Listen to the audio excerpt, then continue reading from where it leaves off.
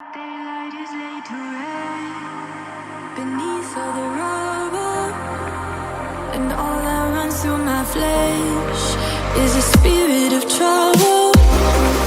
Under moonlit sky, I'm desperate to feel more alive, alive. আসসালামু আলাইকুম রাহমাতুল্লাহ। কি খবর ভাই ব্রাদাররা, কেমন আছেন আপনারা সবাই? আশা করছি যে যেখানে আছেন নিরাপদে আছেন। এদিকে আবার তো লকডাউন শুরু হয়ে গেল সারা দেশে। এই অলস সময় বসে কে কি করছেন জানিয়ে দিন কমেন্ট সেকশনে। আর হ্যাঁ, অবশ্যই সাবধানে থাকবেন। বাইরে যদি বের হতেই হয় তাহলে অবশ্যই মাস্ক পরে বের হবেন, আর ঘরে ফিরে হাত দুটো অবশ্যই ভালোভাবে ধুয়ে নেবেন।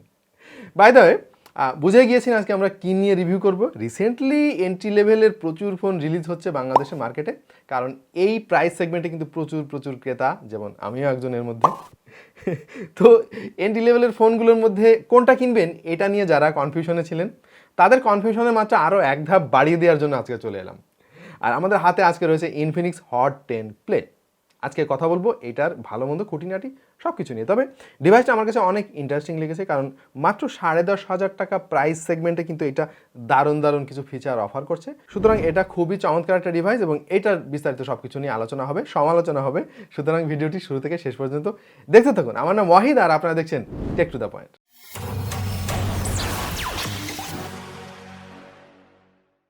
তবে ভিডিও শুরু করার আগে ছোট্ট একটা অনুরোধ, আর সেটা হচ্ছে ইউটিউব কিন্তু অনেক চালাক হয়ে গিয়েছে এখন। সুতরাং আপনারা যারা সাবস্ক্রাইবার রয়েছেন তারা অবশ্যই নোটিফিকেশন অন করে রাখুন, যাতে করে আমাদের কোনো ভিডিও মিস না হয়। আর যারা এখনও সাবস্ক্রাইব করেননি, এখনই সাবস্ক্রাইব বাটনটা প্রেস করে আমাদের পার্মানেন্ট সদস্য হয়ে যান।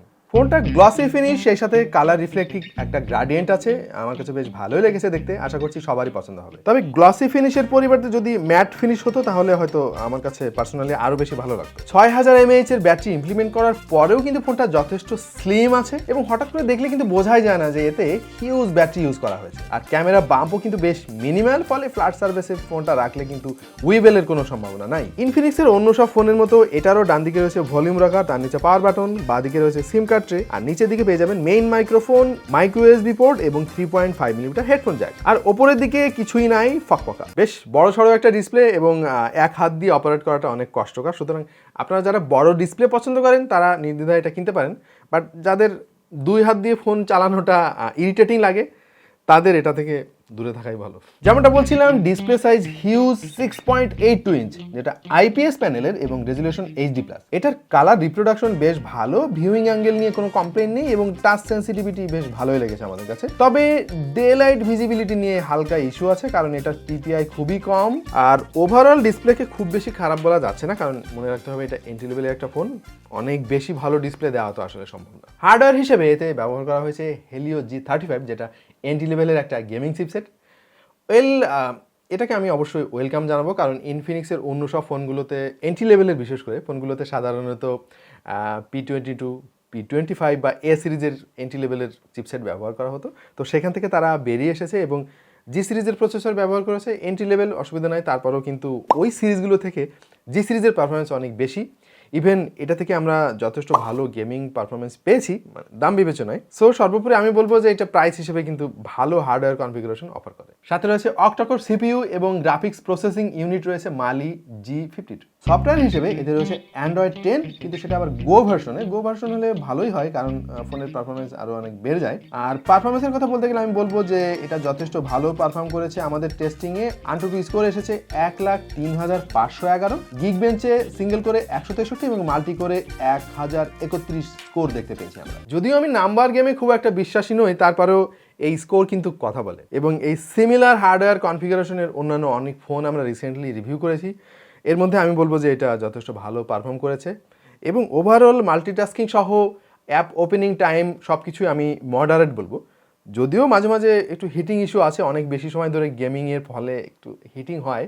তাছাড়া ওভারঅল এটাকে আমি ভালো ডিভাইসই বলবো। পাবজিতে বাই ডিফল্ট গ্রাফিক্স স্মুথ এবং ফ্রেম রেট মিডিয়াম দিতে পেরেছি আমরা। গ্রাফিক্স ব্যালেন্স দেওয়া যাবে, তবে না দেওয়াই ভালো। কল অফ ডিউটিতে সর্বোচ্চ গ্রাফিক্স লো এবং ফ্রেম রেট মিডিয়াম দিতে পেরেছি। গেম প্লে মোটামুটি লেগেছে আমাদের কাছে। ফ্রি ফায়ারে আলট্রা দিয়ে গেম প্লে করা যাবে ভালোভাবেই। আর অ্যাসফল্ট 9 ট্রাই করেছি ডিফল্ট মোডে, তবে বেশ কিছু ফ্রেম ড্রপ চোখে পড়লো। ওভারঅল এটার গেমিংয়ে হিটিং কিছু ইস্যু আছে, যেটা কিছুক্ষণ আগে বললাম আমি। আর পাবজি সহ অনলাইন গেমগুলো লং লং টাইম রানে তো একটু ল্যাগিং শুরু হয়, এটাও তার ব্যতিক্রম নয়। তাছাড়া ফোনটি হ্যান্ডি হলেও একটু বড় ফোন হওয়াতে আমার কাছে একটু বাল্কি মনে হয়েছে। আদার দ্যান দ্যাট এটা বেশ ভালো একটা ডিভাইস বলবো।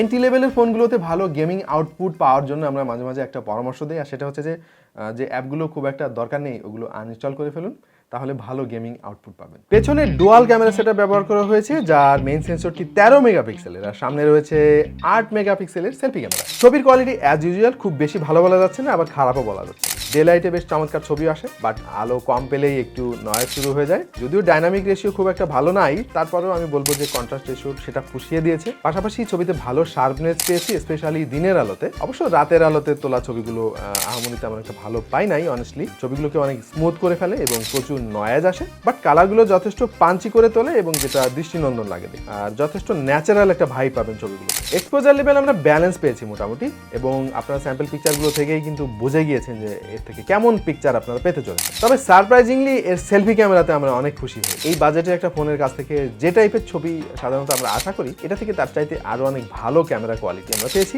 এবং যেগুলো স্যাম্পল পিকচার দেখে আপনারা বুঝতে পারছেন। ওভারঅল সেলফি লাভারদের এই ফোনটা এই বাজেটে আমি বলবো যে বেস্ট একটা অপশন। সো এটার ক্যামেরা পারফরমেন্স আমি ভালোই বলবো, কারণ এই সিমিলার প্রাইস সেগমেন্টের আরো অনেক ফোন আমরা রিভিউ করেছি কিছুদিন আগেই, খুব একটা ভালো পারফরমেন্স পাই নাই। তো সেদিক দিয়ে আমি বলবো যে এটা যথেষ্ট ভালো। আগেই বলেছি 6000 mAh এর ব্যাটারিতে ব্যবহার করা হয়েছে, যেটা আসলেও হিউজ, বাট হিউজ হলেও এর যে চার্জার দেওয়া হয়েছে সেটা কিন্তু হিউজ না। এটা মাত্র 10 ওয়াটের চার্জার, আর এটাকে ফুল চার্জ করতে প্রায় 4 ঘন্টার কাছাকাছি সময় লেগে যাচ্ছিল। বাট ব্যাটারি ব্যাকআপ কিন্তু আপনি ভালো পাবেন। আপনি যদি হেভি ইউজারও হন, নর্মাল ইউজারও হন, কোনো সমস্যা নেই, অলমোস্ট 2 দিন ব্যাটারি ব্যাকআপ পেয়ে যাবেন। আর যদি একেবারে নর্মাল ইউজার হন আমার মতো, তাহলে 3 দিন ব্যাকআপ পেয়ে যাবেন। এর ফিঙ্গারপ্রিন্টটা কিন্তু যথেষ্ট ফাস্ট, এবং এই বাজেটে অন্যান্য যেসব ফোন আমরা রিভিউ করেছি রিসেন্টলি, তার মধ্যে এটা আমি বলবো সবচাইতে বেশি ফাস্ট। তবে একটা জায়গায় এসে আমি একটু হতাশ হয়ে গিয়েছি, আর সেটা হচ্ছে এটার লাউড স্পিকার। বেসিক্যালি এটার ডেডিকেটেড কোনো লাউড স্পিকার রিলি নাই, যেটা আপনারা দেখতে পেয়েছেন একটু আগেই। এইটাকে মূলত এয়ারপিসের মধ্যে মার্চ করা হয়েছে, এবং যেখান থেকে যে আওয়াজটা বের হয় মনে হয় যেন একটা কৌটার মধ্যে থেকে কিনকিন করে একটা আওয়াজ পাচ্ছে। এটা আমার কাছে ভালো লাগে নাই। আদার দ্যান দ্যাট এটার অন্য সব প্যারামিটার, যেমন কল কোয়ালিটি, ইন্টারনেট সিগন্যাল বা ডাউনলোড স্পিড, ওয়াইফাই কানেক্টিভিটি, এসব নিয়ে কোনো ইস্যু নেই। ওকে, অফিসিয়াল ওয়ারেন্টি সহ ফোনটা পাওয়া যাবে 10,490 টাকা, মানে 10,500 টাকায়।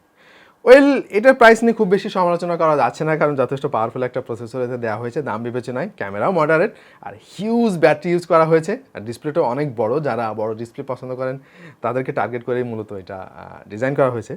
সো এটা দাম নিয়ে আমি অনেক খুশি, এবং মার্কেটে এই প্রাইস সেগমেন্টে যেসব ফোন রয়েছে তার মধ্যে কিন্তু এটা খুব ভালোভাবে রিকমেন্ড করা যায়। সুতরাং ওভারঅল এটা একটা গুড ডিল। তো প্রিয় দর্শক, আপনাদের কাছে কেমন লাগলো ইনফিনিক্স হট 10 প্লে জানিয়ে দিন কমেন্ট সেকশনে। আর আমাদের ভিডিও কেমন লাগছে সেটা জানাতে ভুলবেন না, কারণ আপনাদের ভালোবাসা, আপনাদের পরামর্শ ছাড়া তো আমরা অচল। যারা টেক আড্ডা ভালোবাসেন তারা এখনই জয়েন করে ফেলুন আমাদের ফেসবুক গ্রুপে, আর আমাকে যারা ফেসবুকে ফলো করতে চান তাদের জন্য ডেসক্রিপশনে লিঙ্ক রেখে দেন। দেখা হয়ে যেতে পারে অন্য কোনো ভিডিওতে ভিন্ন কোনো বিষয় নিয়ে। সে পর্যন্ত ভালো থাকুন, সুস্থ থাকুন, আর দেখতে থাকুন টেক।